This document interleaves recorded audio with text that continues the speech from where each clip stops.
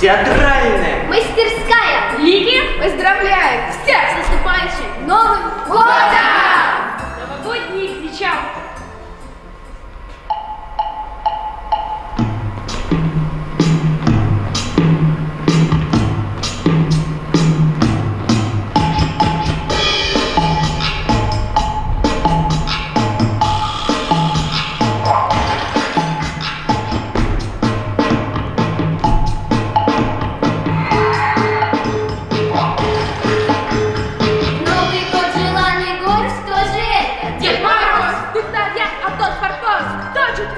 Дед Мороз! У лисички рыжий хвост, у снегурки Дед Мороз! Перед нами в полный рост! Стань веселый, Дед Мороз!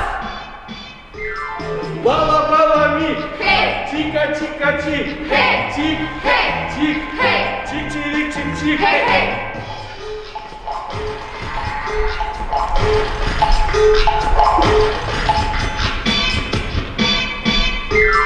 Не могу сдержать от слез! Где ты ходишь? Дед Мороз! Между сосен и берез заблудился! Дед Мороз! Прилечиться под откос, ну приди же! Дед Мороз! Ждем тебя, желанный гость! Старый добрый Дед Мороз!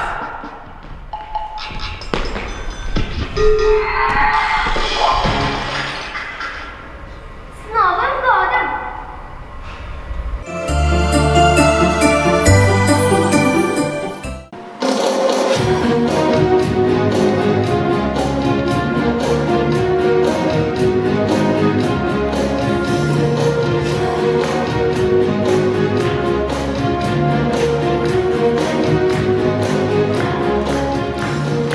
Всем известна жизнь театра. Этот раб, тот император, Кто мудрец, кто идиот, тот молчун, а тот оратор. честный или провокатор. Людям роли Бог дает, Для него мы все игрушки. расставляет нас с небес, Александр Сергеевич Пушкин. а напротив Жорж Дантес.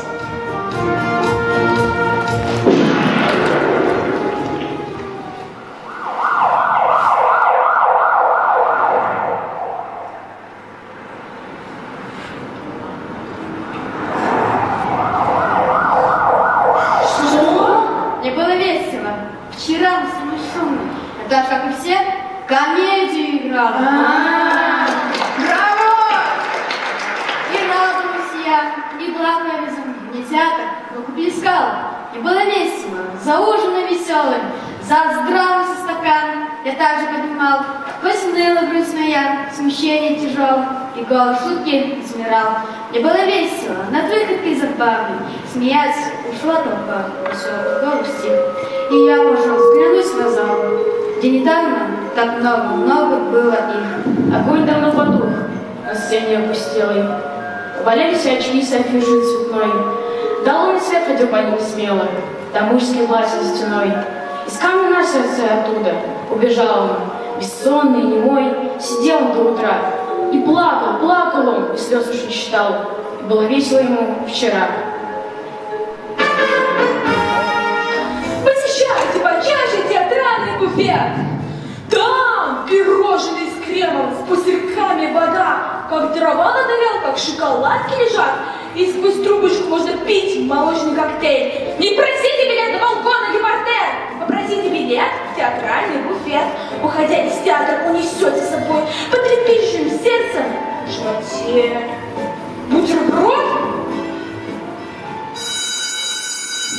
Сцену нельзя топтать каблуками. По сцене, маленькой или большой, нужно ступать лишь босыми ногами и с абсолютно открытой душой. Иванова, продолжай.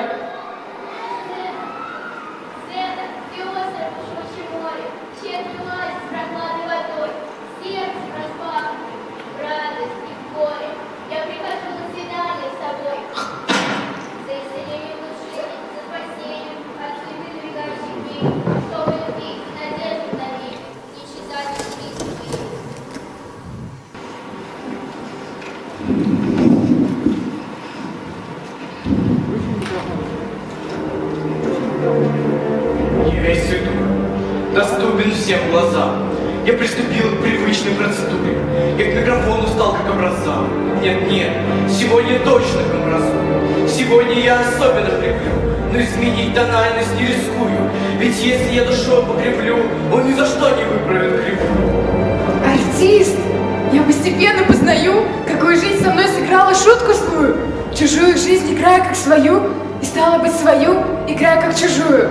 Ведь идея с детской душой, вы живете ожиданием чуда, что от роли даже небольшой, хоть кому-то да светлее будет. И смягчится черствая душа. И иссякнут любви истоки. Когда видишь, как пол душа. Так легко же, щедрый лицедей. Сердце раздавая по частицам. Освети любовью всех людей. Как пером волшебница жар птицы.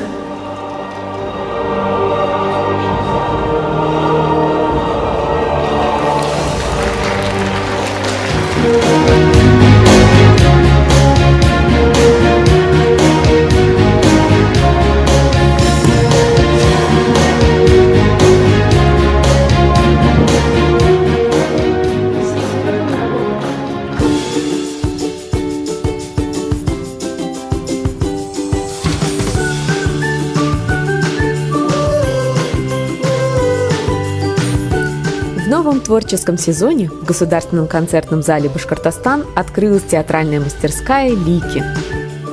Здравствуйте, меня зовут Анжелика Рамазанова. Мы приглашаем подростков-старшеклассников, студентов, а также тех, кто чувствует себя молодым, независимо от возраста, начиная с 12 лет. Будем творить театр вместе. Сейчас в театральной мастерской обучаются 13 ребят. Они с увлечением занимаются с преподавателем, разучивают фрагменты спектаклей и театрализованные композиции, которые в скором времени планируют показать зрителям. Поверишь ли? Кричит. Чуть-чуть тебя мне видно. Признайся, что тебе завидно смотреть на мой высокий столь полет. Завидно? Права нет. Напрасно о себе ты много так мечтаешь. Хоть высоко, но ты на привязи летаешь. Такая жизнь, мой свет. Отчасти я весьма далека. А я хоть правда не высоко, зато лечу куда хочу, куда хочу, куда хочу, куда хочу, куда хочу. Да я же так, как ты, забаву для другого, пустого. Я к целым не трещу.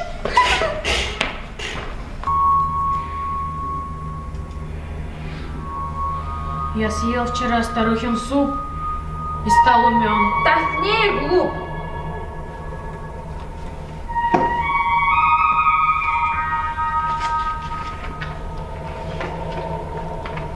Я стану лучшим кулинаром и заработаю 3 миллиона. У нас работает дурак за даром и варит каши, кисели, бульоны. Уже минуло 8 лет, а он живет вчерашним днем. Одним словом, Посещайте покеши театральный буфет. Там пирожные с кремом, с пузырьками вода, как дрова на тарелках, шоколадки лежат. И сквозь трубочку можно пить молочный коктейль. Не просите билет на балкон или портер, просите билет в театральный буфет. Уходя из театра, унесете с собой потрепещущим сердцем бутерброд. Кто-то из ребят только начинает постигать азы актерского мастерства, а некоторые уже твердо решили связать свою жизнь с театром.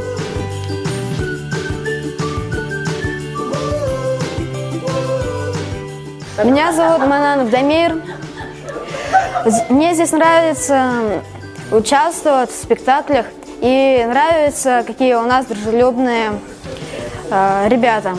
Меня зовут Петрова Лиза. Я занимаюсь тут 3 месяца. Я хочу связать свою жизнь с актерским мастерством. Я хочу поступать в Питерский колледж после 9 класса. Я здесь играю роль Криттервейс. И в мизансцене у меня есть отрывок стихотворения, и все. Мне кажется, что сначала я должна была играть хорошего персонажа, и когда мне дали роль колдуньи, мне стало как-то сначала грустно, а потом я поняла, что это, в принципе, важная и хорошая роль в этом спектакле. И мне стало очень приятно и классно играть. Мне нравится здесь все. То есть это поднимает мне настроение, у меня появляются новые эмоции, мимика, я начинаю реагировать на какие-то вещи по-другому и становиться более открытой. Вот. Горящие глаза и энтузиазм, с которым ребята исполняют свои роли, показывают, насколько им нравится заниматься театральным искусством. Мы готовим презентацию наших сцен, наших мизансцен, всего того, чему мы научились, так что приходите, мы вас будем ждать.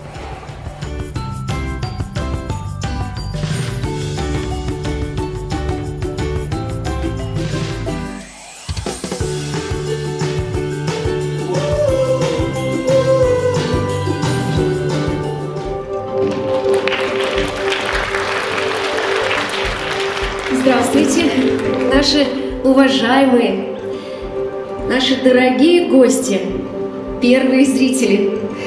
Так и хочется произнести всем известную крылатую фразу «Вам и не снилось». Да, это нам и не снилось, что мы будем играть на зрителя свой первый выход на большой сцене, что все будет вот так по-настоящему, вот так профессионально.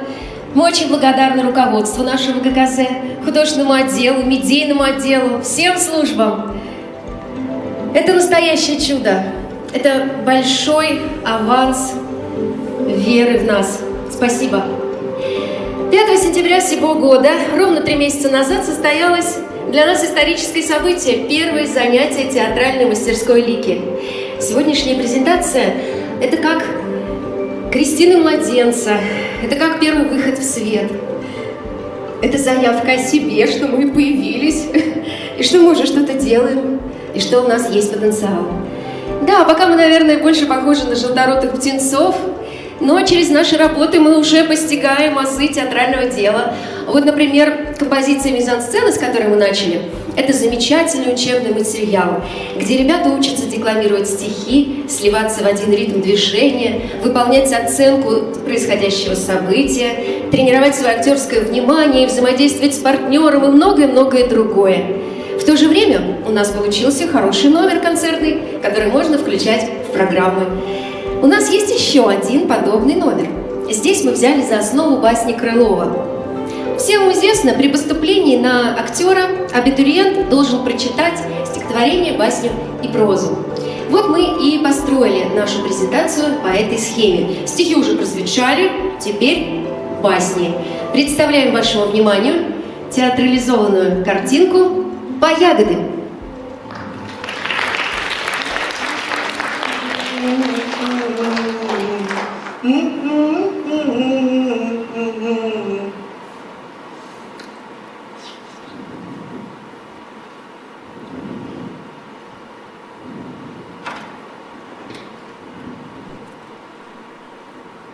Ух ты!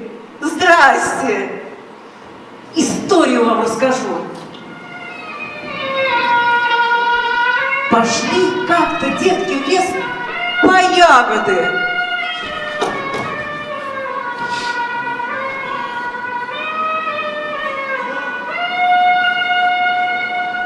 Сестрица, быстро сюда! Вот это поляна. А сколько здесь ягод? Смотри, не раздави. Сама не раздави. Да хватит вам уже, собирайте. Забирают детки ягоды, забирают, как вдруг... Что? Ягоды куда-то пропали. Ягоды пропали. Ягоды пропали. Ягоды пропали. Ягоды пропали. Ага! Это я все ягоды в лесу спрятала. Скучно мне стало. И что же нам теперь делать? А вот расскажите мне что-нибудь интересненькое, и все ягодки будут вашими. Интересненькое. Это мы ща, мигом. Спокойно. Вася Крылов сойдет? Сойдет.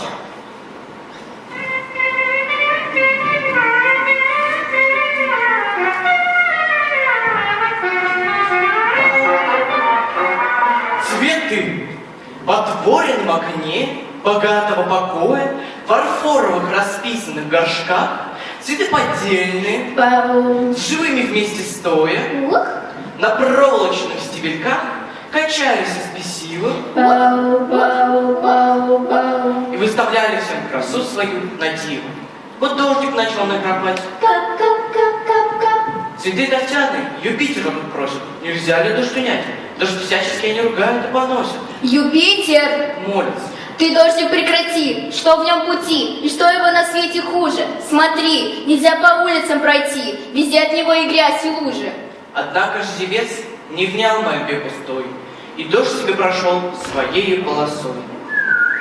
Прогнавший зной, он воздух прохладил, природа оживилась, и зелень вся как будто обновилась. Тогда и на окне цветы живые все раскинулись во всей своей красе, и стали от дождя душистей, свежее и пушистей. А бедные цветы, потерянные с тех пор, Лишились всей красы и брошены на двор, как ссор. Ай да молодцы! Давай еще! Давай! Бумажный змей, запущенный под облака, бумажный змей приметит свысока, в долине мотылька, поверишь ли, кричи. чуть-чуть тебя мне видно. Признайся, что тебе завидно смотреть на мой высокий столь полет. Завидно, право нет. Напрасно о себе ты много так мечтаешь. Хоть высоко, но ты на привязи летаешь. Такая жизнь, мой свет, от счастья весьма далека. А я хоть правда не высоко, зато лечу куда хочу, куда хочу, куда хочу, куда хочу, куда хочу. Да я же так, как ты, забаву для другого, пустого, век целый не трещу. Ну что, понравилось? Понравилось. А еще басня есть? Есть, ворона. Давай ворону.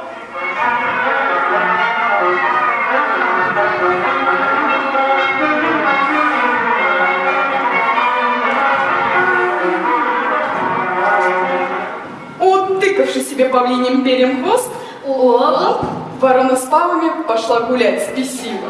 Ту-ту-ду-ту-ту, ту-ду-ту-ту. И думаешь, что на нее родня и прежние приятели ее все заглядятся как на диво. Что бабам всем она сестра, и что пришла ее пора быть украшением юнонина двора. Какой же вышел толк и высокомерие? Что бабами она ощипана кругом. Ой, И что, бежав от них едва не кувырком, не говоря уж о чужом, на ней своего осталось мало перьев.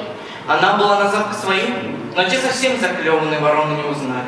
Ворону вдосталь щипали, и кончились ее затеи тем, что от ворон она отстала, а к бабам не пристала. Какая грустная басня. Жалко ворону. А где же наши ягоды? Скоро, скоро. Будут. Только расскажите мне еще одну басню. Нет. Пожалуйста. Нет. Ну, пожалуйста.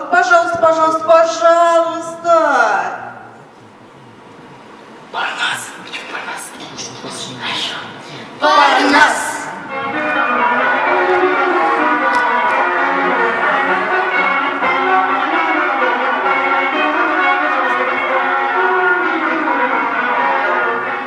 Когда из Греции вон выгнали богов, и по мирянам их делить поместье стали, кому-то и Парнас тогда отмежевали. Хозяин стал пасти на нем ослов. Ослы, не знаю, как-то знали, что раньше музы тут жевали, и говорят: недаром нас пригнали на Парнас. Знать музы свету надоели, и хочет то, чтобы мы здесь пели. Друзья, робеть не надо! Прославим наше стадо! И громче 9 сестер поднимем музыку и свой составим хор. А чтобы нашего не сбили с толку братства, то заведем такой порядок мы у нас. Коль нет в чем голосе ослиного приятства, не принимать тех на Парнас. одобрили ослы ослова, красно, хитро, сплетено слово. И новый хор певцов такую дичь донес, как будто тронулся обоз, в котором тысячи немазанных колес.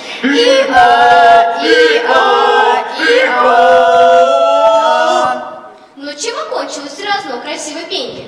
Хозяин, потеряв терпенье, их всех загнал с Парнаса в хлев.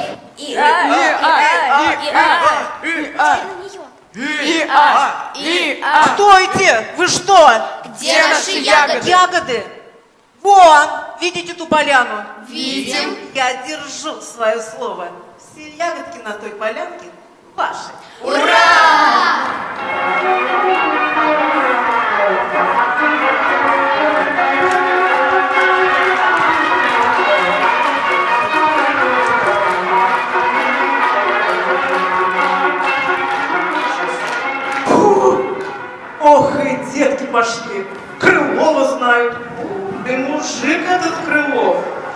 пойду еще кого-нибудь разведу на что-нибудь интересненькое.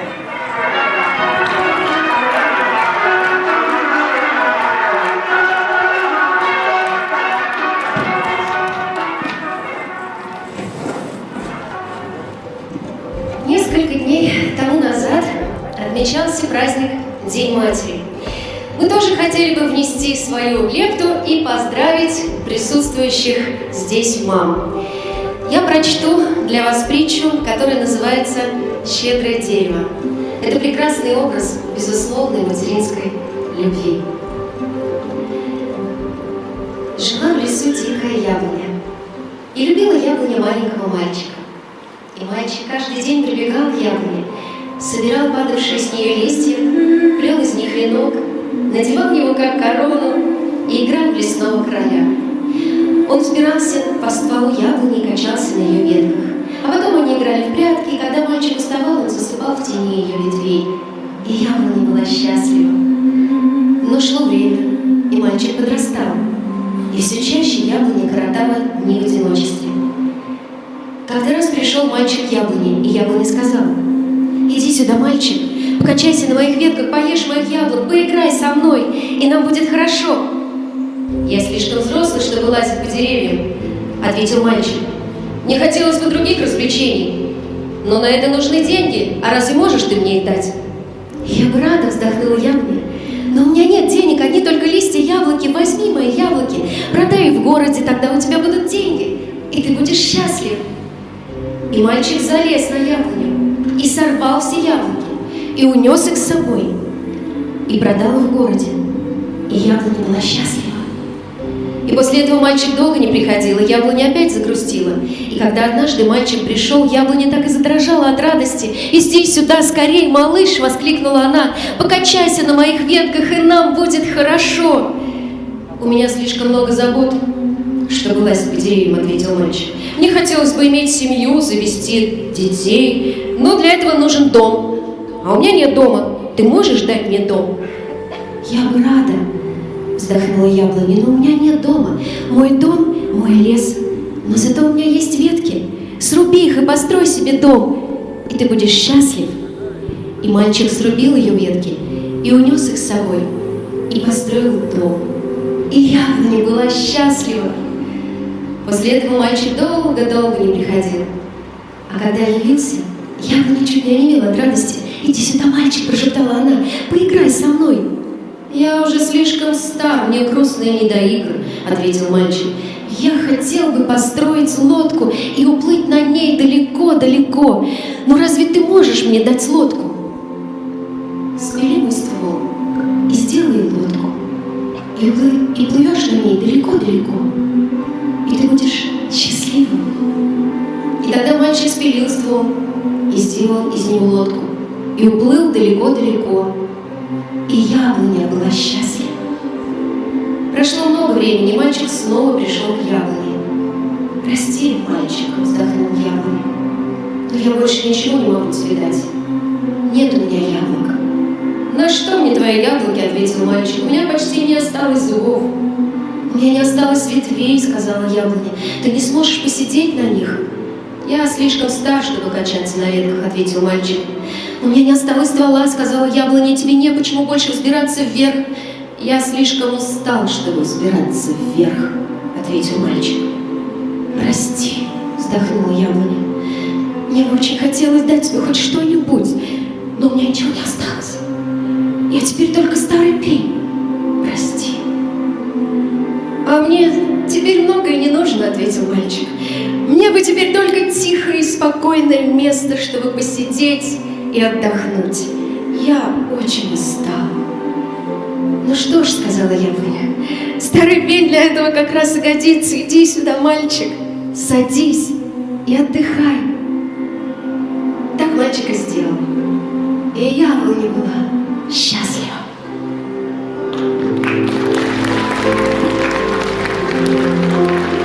Дорогие мамы, самые единственные, неповторимые, самые добрые, красивые, самые любимые, так необходимые, мы поздравляем вас. пусть все у вас будет весьма хорошо. А мы продолжаем нашу программу и переходим к прозе. Представляем вашему вниманию эскиз к будущему спектаклю «Карлик Нос», премьеру которого мы планируем показать в Международный день театра 27 марта. Автор пьесы Сергей Решетников, а написал он ее по сказке Гауфа. Итак, «Карлик Нос».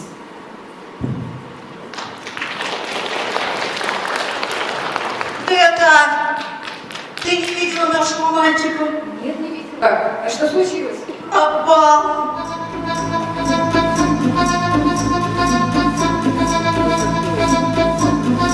Эся, ты не видела Смехана якобы? А что случилось? Пропал. Пошел помогать старушке и пропал. Беда-то какая. Нашего мальчика.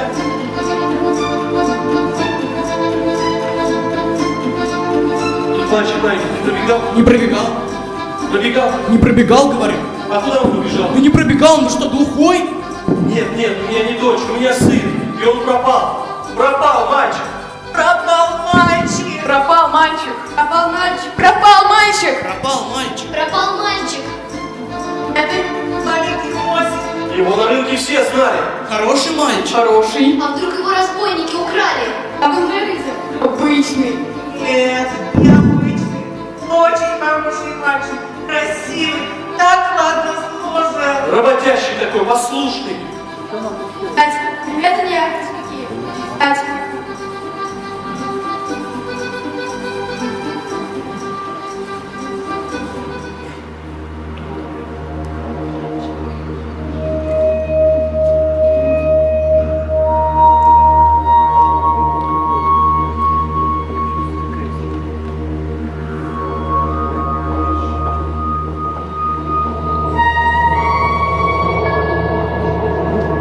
Я съел вчера старухин суп и стал умен.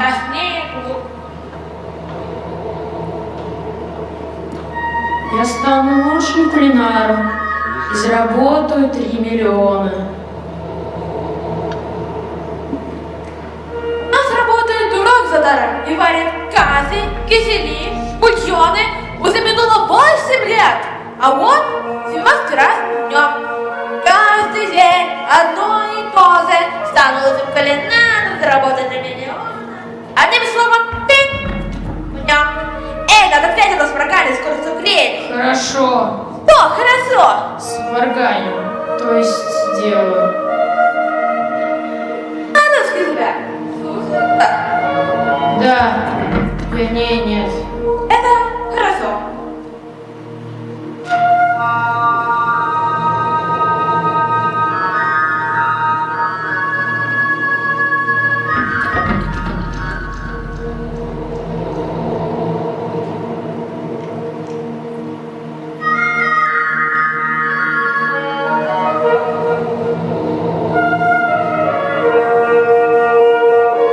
Ноги мои.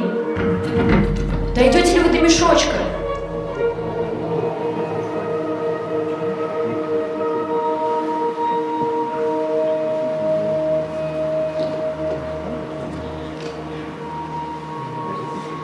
Руки мои, откройте ли вы этот мешочек?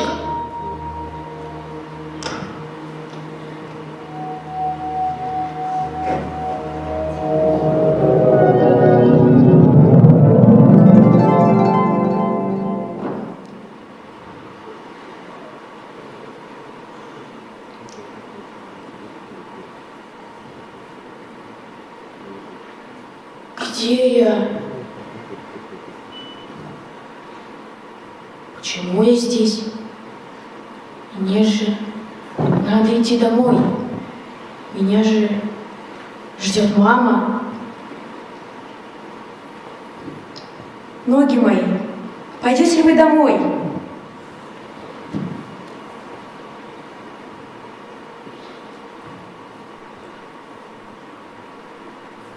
Руки мои, будете делать то, что я хочу.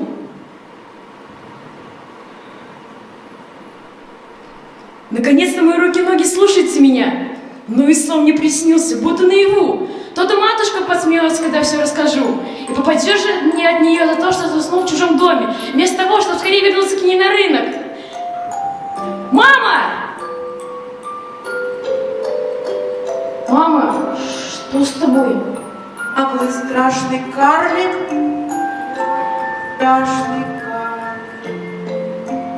Мама, я твой сын Яков. Ты нездорова? Сын Яков. Вот мой сын Яков. Мама, я твой сын Яков. Ходи своей дорогой. Ты напугаешь моего мальчика. Мамочка, посмотри на меня хорошенько. Ведь я твой сын Яков. Бойся этого ужасного карлика. Понял? Спокойно. Я куплю дудочку. Ты будешь играть.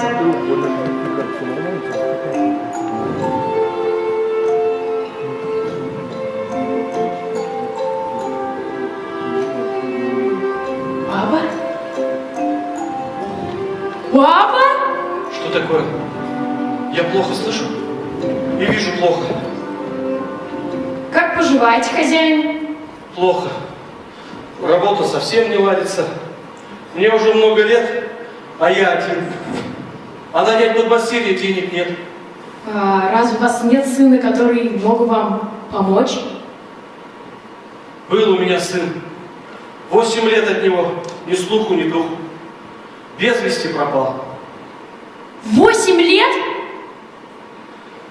Да, сударь мой, 8 лет. За это время глаза мои ослепли. Мои уши едва слышат.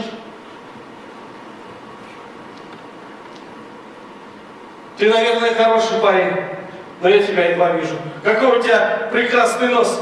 Может быть, тебе нужен футляр для носа? Я наполовину слепой, то приметил. Что с моим носом? Зачем мне для него футляр? Ваша воля, сударь. Но будь у меня такой большущий нос, я, смеюсь сказать, прятал его в футляр. Но как вам будет угодно, как вам будет угодно. Наверное, вы частенько задеваете носом за двери. Папа, старуха превратила меня в урода. Ты не знаешь меня по голосу, а твой сын Яков. Что? Уходи отсюда своей дорогой, карлик. Ах, я твой сын Яков. Показалось?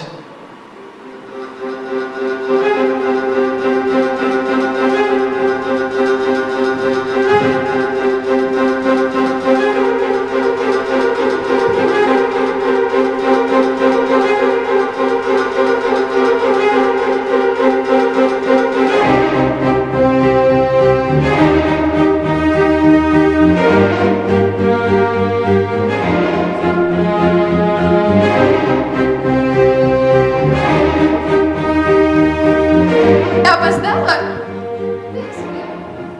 5 минут назад я должна была обедать. Где он? Мой обед? Почему вы все молчите? А где же мой любимый повар? Карлик Нос? Почему его здесь нет? Нет? Нет. А кто знает? Знает. Знает. Не знаю. Он должен был сделать мне курицу. Томс, Он должен был сделать курицу. он сделал ноги? Ну хорошо, пусть будут ноги. Я уже так голодна, что мне нет особой разницы. Ну, и где же мои ноги? Нет, не в том смысле, что ноги, в том, что сбежал. Сбежал? Сделал ноги? Сбежал? Да как он мог сбежать? Куда вы все смотрели? Это же мой любимый повар! Как я теперь без обеда? Как он мог сбежать? Я же его околдовала, его руки и ноги должны были его слушаться! А что ты так научился?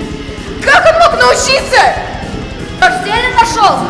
Как он мог его найти? Наш красный мешочек стырил. А ты куда смотрел? Я отошел на минуточку. Я тебя устроила на минуточку, противная свинина! Вернуть! А как вы его вернете? Молчать!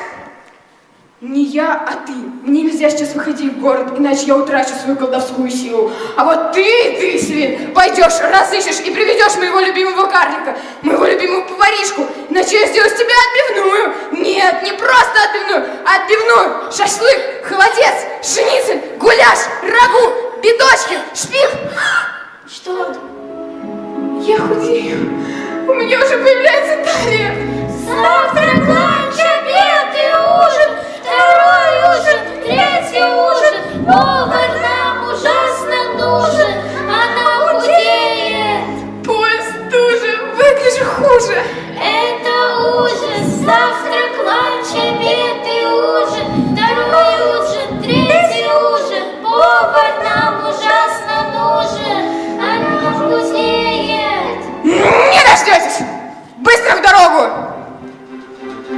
А ты, чтобы кутурвернул карлика, одна нога здесь, другая опять здесь. Сколько блюд получится из одного со свиненка? А все зубами связаны с ложку. Это просто смесь.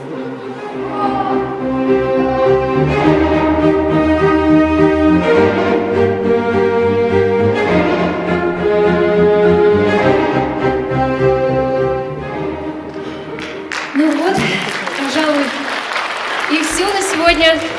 Актерский экзамен на поступление прошел, я думаю, благополучно. Благодарим вас за внимание, за прием. Правда, они молодцы? Да молодцы, для первого раза, еще без навыков общения с микрофонами и так далее. Это очень хорошо. Я прошу всех участников выйти сюда. Пожалуйста, выходите. И я знаю, что им бы очень хотелось, чтобы я представила их по именам. Владислав Карманов, Дамир Мананов, Арсений Хрущев, Елизавета Петрова, Василиса Рожина, Любовь Рожина, Карина Гайтанова, Камила Мулюкова, Даниил Карманов, Александр Учаев, Алексей Аптыков. Ну и теперь долгожданный самый первый поклон, да? 3-4 и хопа! И еще разок можете, да, молодцы, молодцы. Дорогие мои, я поздравляю вас с дебютом. Какие же вы классные. И я сейчас спою. Нет, правда, я спою для вас сейчас. Пожалуйста, дайте нам фонограмму. Я подарю вам песню. Подарим.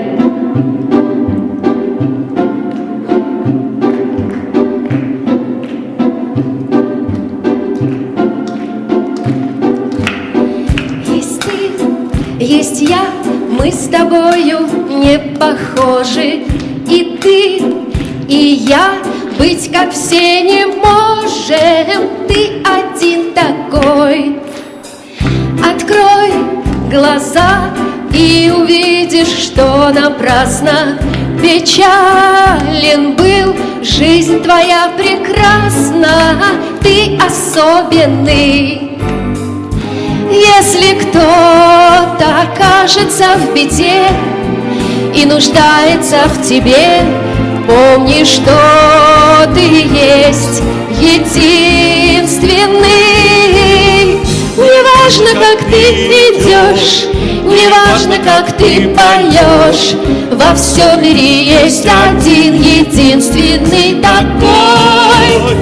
Попробуй пройти весь свет, другого такого нет. Такое лицо одно тебе, одно дано навсегда. А теперь, дорогие зрители, для вас поет Владислав.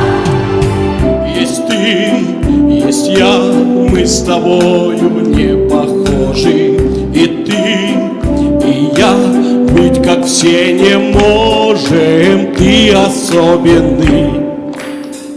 Открой глаза и увидишь, что напрасно печален был. Жизнь твоя прекрасна, а ты особенный.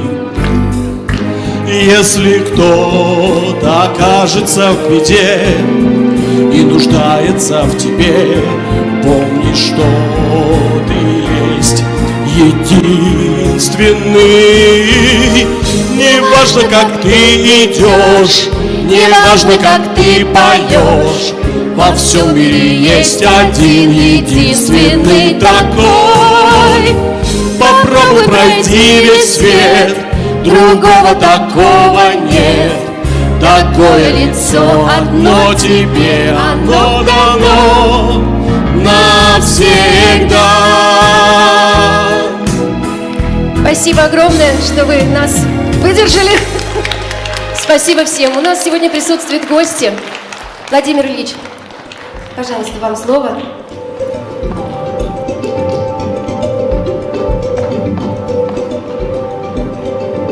Добрый вечер, уважаемые зрители. Давайте искупаем в аплодисментах наших артистов.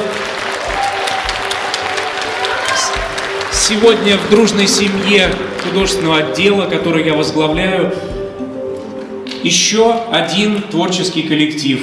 Коллектив «Добро пожаловать, Лики» в дружную семью художественного отдела Государственного концертного зала Башкортостана. От имени всех руководителей я хочу выразить слова благодарности руководителю Анжелике Рифкатовне Рамазановой за предоставленную программу. Действительно, ей было сложно, потому что это самые первые шаги, и действительно еще не все навыки выработаны, как у профессиональных артистов, но я думаю, это дело наживное, и все это будет на следующий уже раз намного все интереснее, ярче. Ну и сегодня, обратите внимание, ребята себя проявили с самой лучшей стороны. В этом несомненная заслуга руководителя. Давайте еще раз поаплодируем. Я хочу пригласить на эту сцену нашу замечательную Инеру Сабирьяновну Епарову, главного бухгалтера Государственного концертного зала Башкортостан. У нее есть маленькая миссия, которую она сейчас исполнит.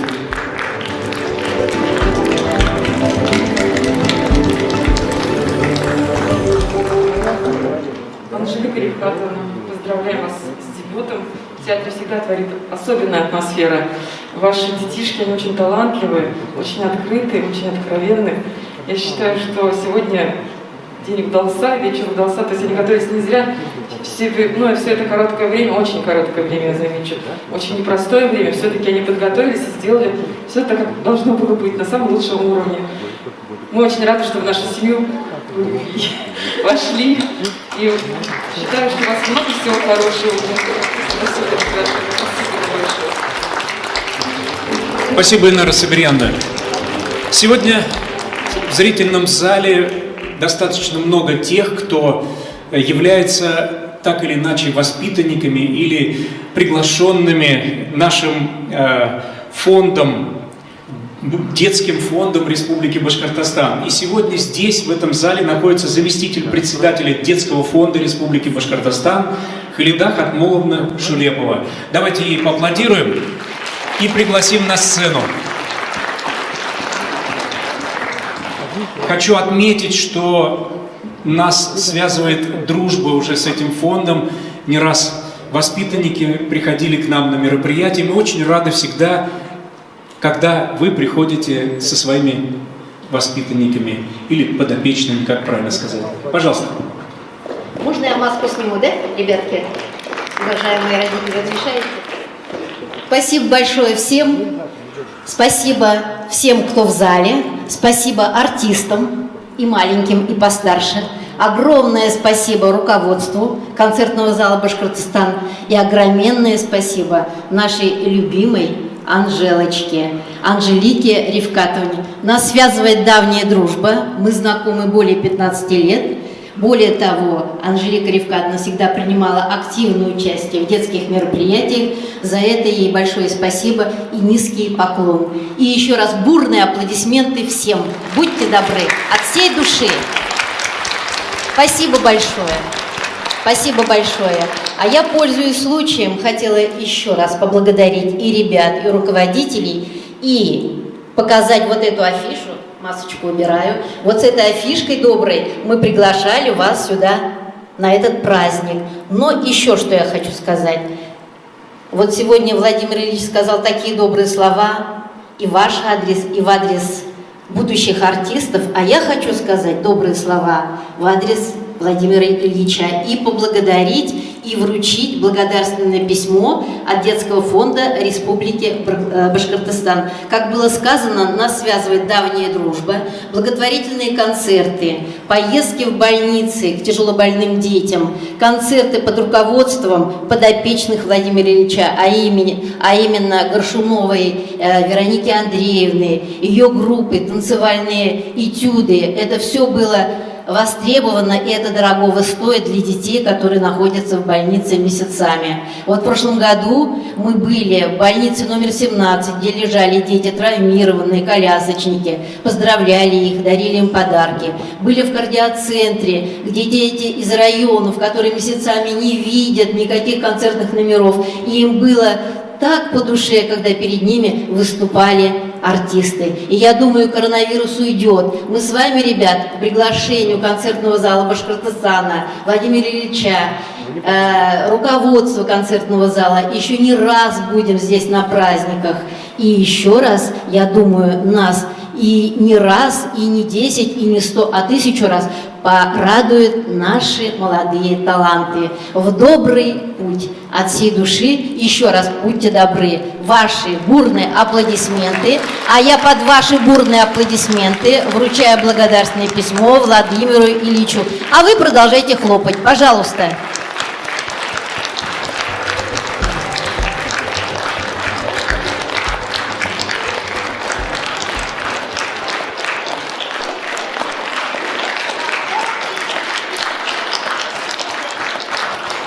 К нашим поздравлениям, я думаю, присоединяется и директор Государственного концертного зала Башкортостан, народный артист Республики Башкортостан Вильдан Халидарович Ярулин. Уважаемые зрители, я думаю, что этот вечер останется у вас в сердцах как первая страничка в истории нового коллектива Государственного концертного зала Башкортостан. Спасибо вам огромное за внимание. Еще раз аплодисменты нашему театру и до новых встреч. Приходите к нам почаще в Государственный концертный зал Башкортостана.